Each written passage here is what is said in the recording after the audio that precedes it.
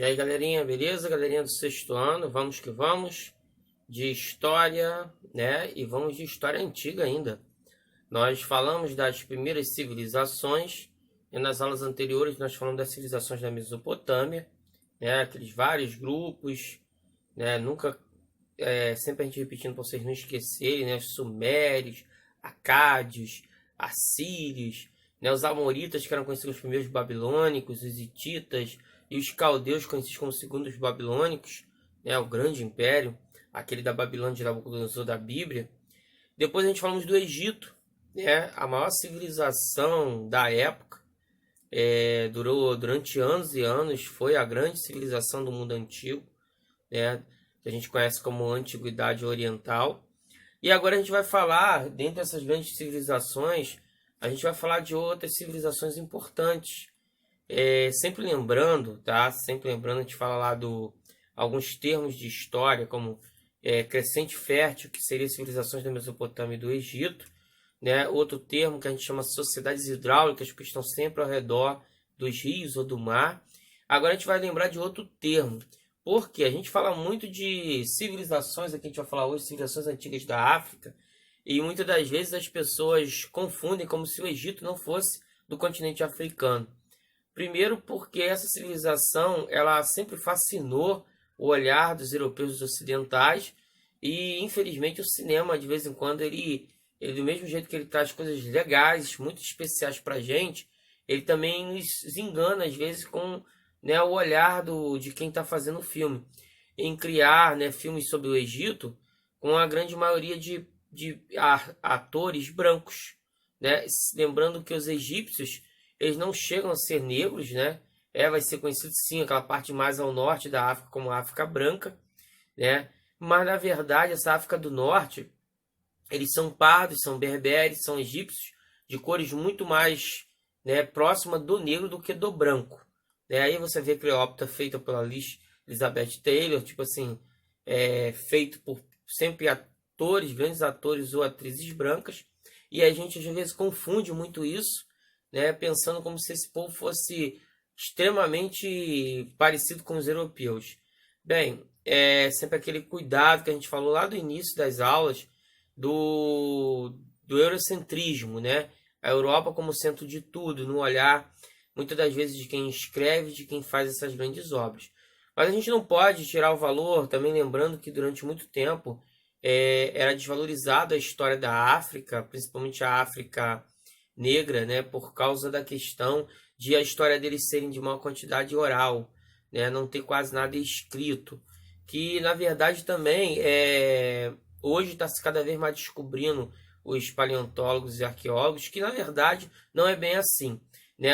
Esse povo que a gente vai falar aqui, por exemplo, eles tinham uma escrita parecida com os hieróglifos egípcios, era escrita meroíta, né? E a gente entender também que antigamente havia um preconceito com a história da África por falar como se essas civilizações não tivessem grandes civilizações, como a gente vai ver em outros locais, e isso é pura balela. Na verdade, existia sim grandes civilizações. E o primeiro que a gente vai falar é dessa civilização conhecida como Kush, né?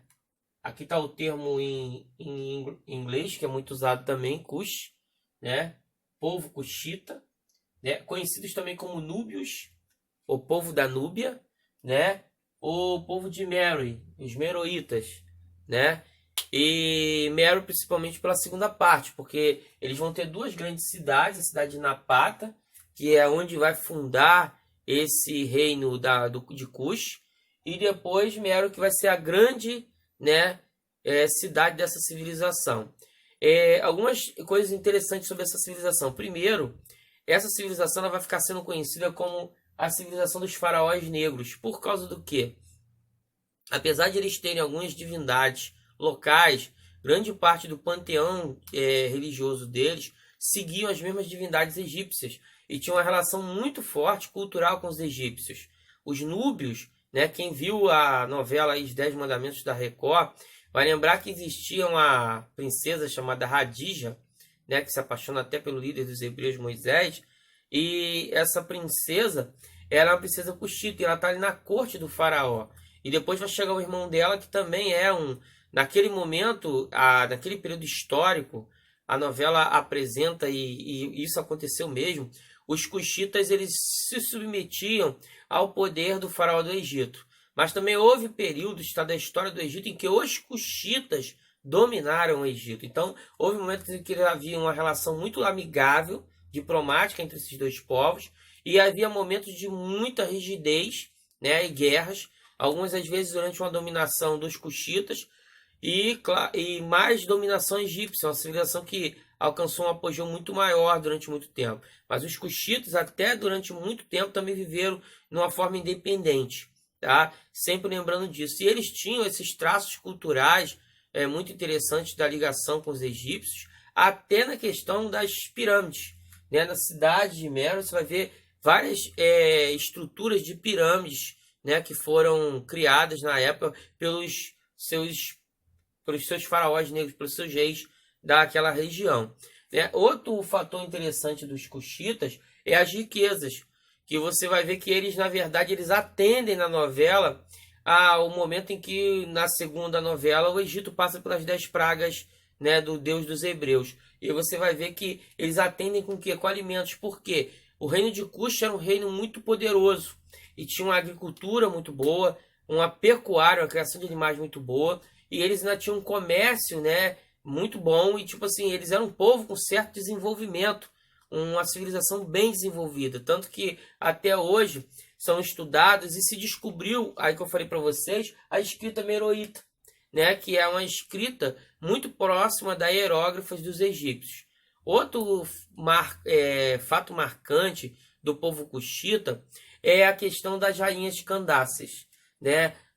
Diferente de outros povos, no reino núbio, quando morria um rei, muitas das vezes a sua esposa ou a sua mãe poderia assumir o governo e ela reinava como rainha Candace. Então, na civilização que a mulher ela tinha muito, né, valor diante das sociedades do mundo antigo, que a gente vê sempre muito patriarcal, sempre a questão muito do homem. E é interessante porque até as outras civilizações, os outros povos, os outros reinos negros que vão surgir no mundo antigo, a maioria deles também valorizava a ancestralidade matriarcal.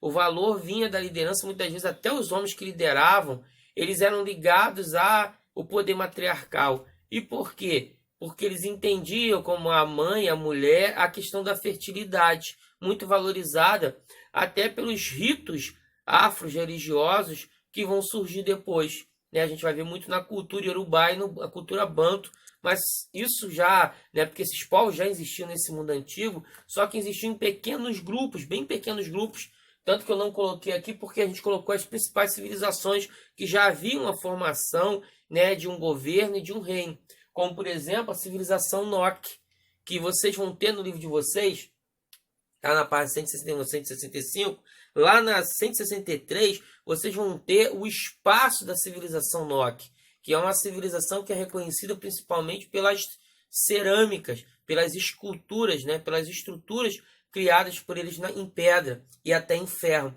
E essa civilização Nok, ela é uma civilização muito poderosa, onde hoje seria a região que, né, seria ali muito próximo, mais a oeste, né, da África, mais próximo, baixo do deserto do Saara, ainda já é uma civilização negra, não é uma civilização berbere. E vocês vão observar no mapa de vocês também, em grande extensão, né, povos que ainda viviam muito no Paleolítico, de caçadores e coletores, principalmente mais ao sul dessa África. Mas vocês vão ver também uma civilização muito importante, é a civilização de Axum, que fica muito mais abaixo dessa civilização cuxita. A civilização cuxita ela também vai viver do rio Nilo, né, das últimas partes do rio Nilo. E hoje seria o país conhecido como Sudão, ou Sudão e o Sudão do Sul. Seria onde de fato sobreviveu essas civilizações cuxitas.